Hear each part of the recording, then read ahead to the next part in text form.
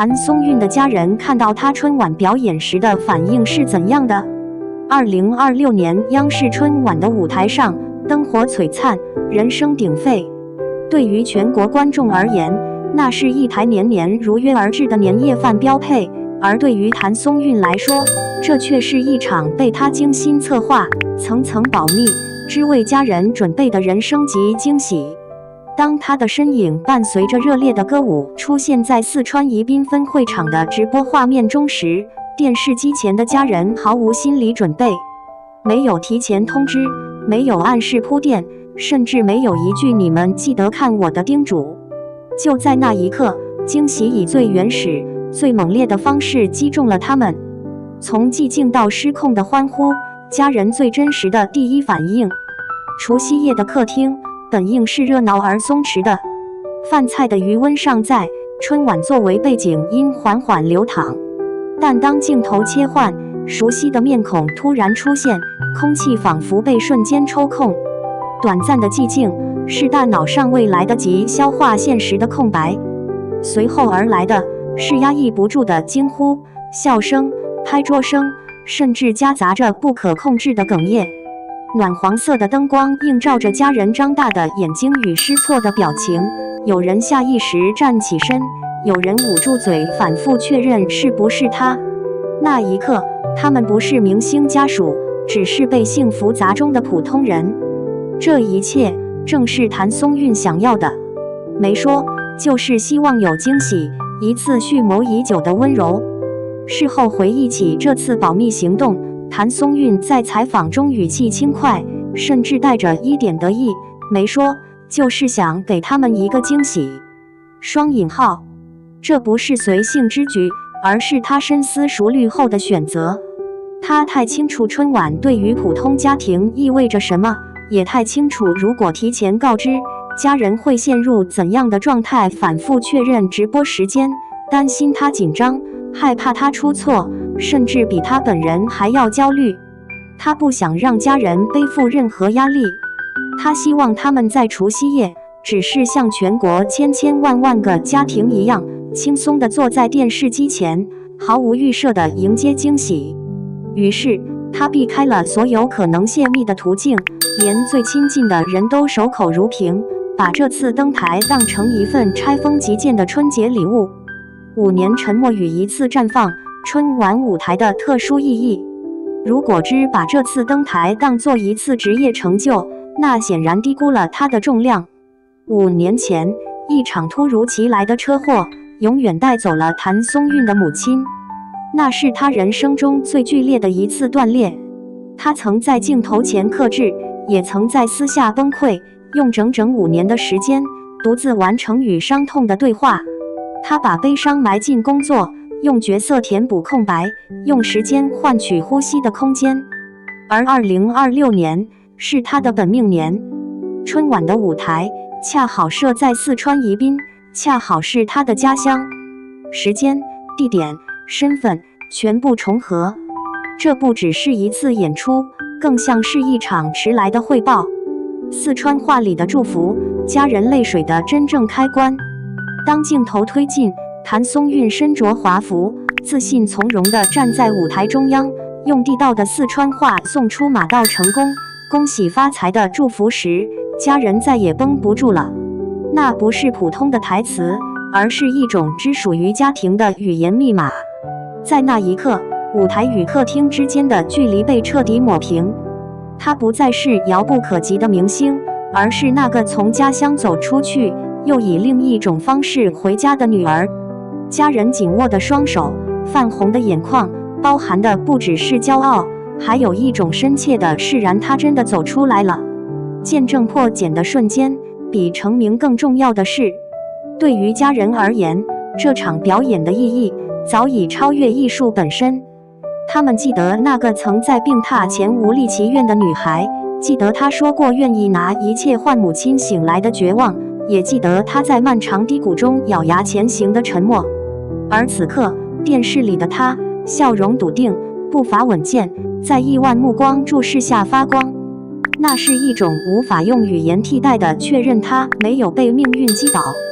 成年人的克制与孩子气的浪漫，谭松韵的保密，表面上看是调皮，实则是极其成熟的情感管理。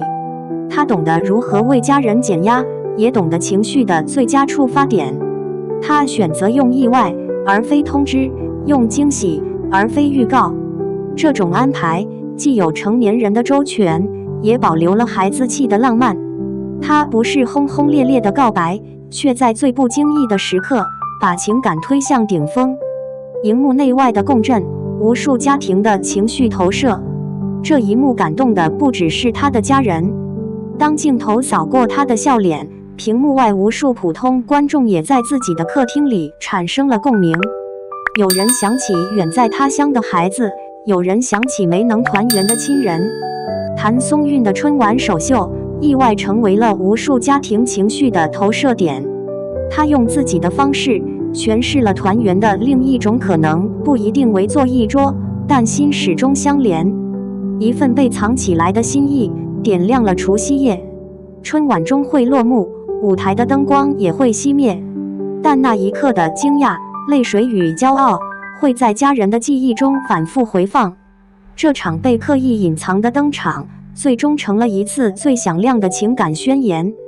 它提醒人们，亲情最动人的地方，往往不在于说出口的承诺，而在于那些被默默安排、被小心呵护的瞬间。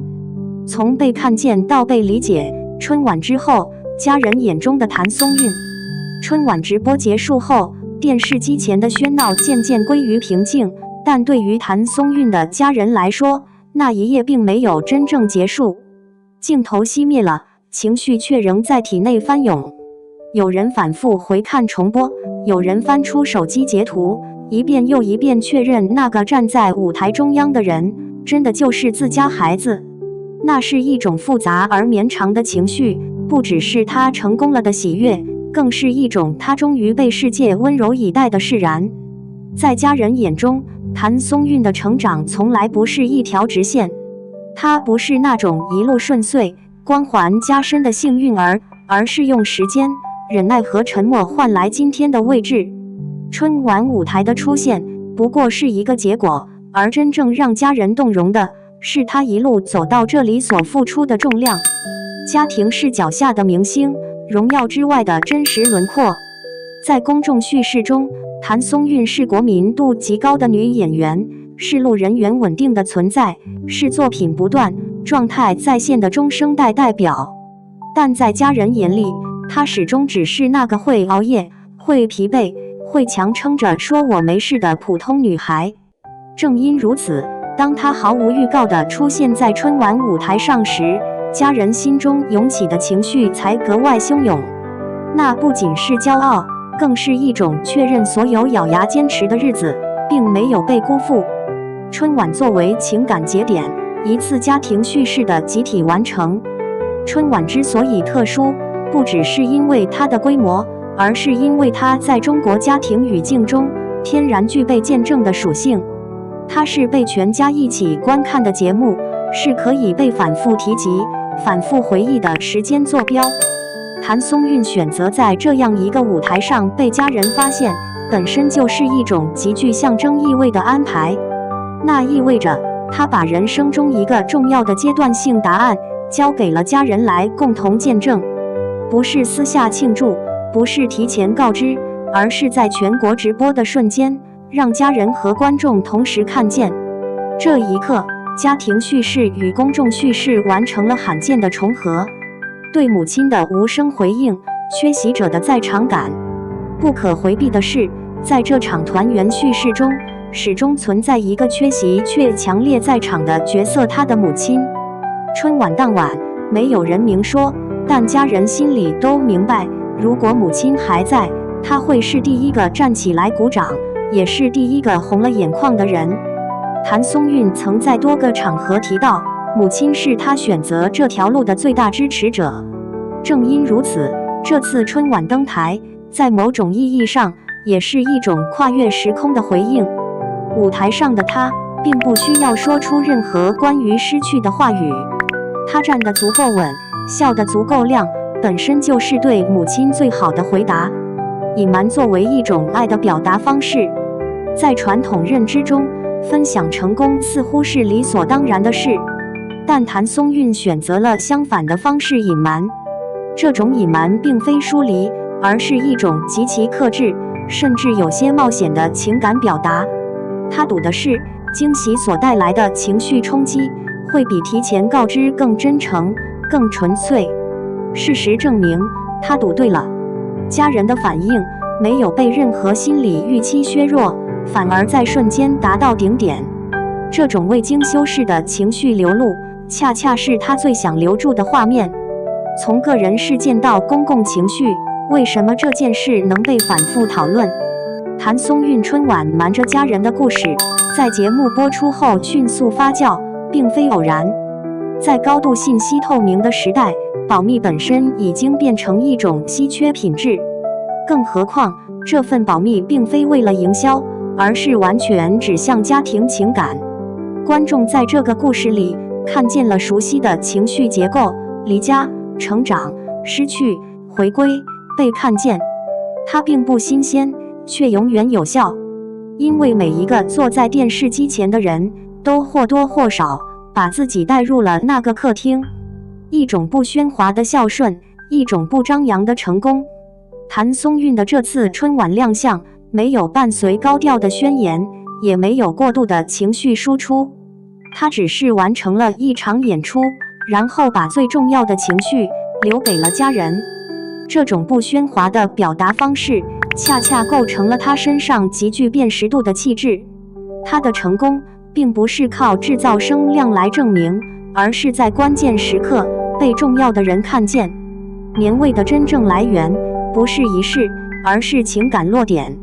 当春晚的钟声敲响，新一年的日历翻开，属于谭松韵和家人的那个瞬间已经悄然成为记忆。但正如许多观众所感受到的那样，真正让人回味的并不是舞台多么华丽，而是那一刻情感的真实落点。它让人意识到，所谓年味从来不只是仪式本身，而是人与人之间那些被认真对待的情绪。尾声，被时间保留下来的光。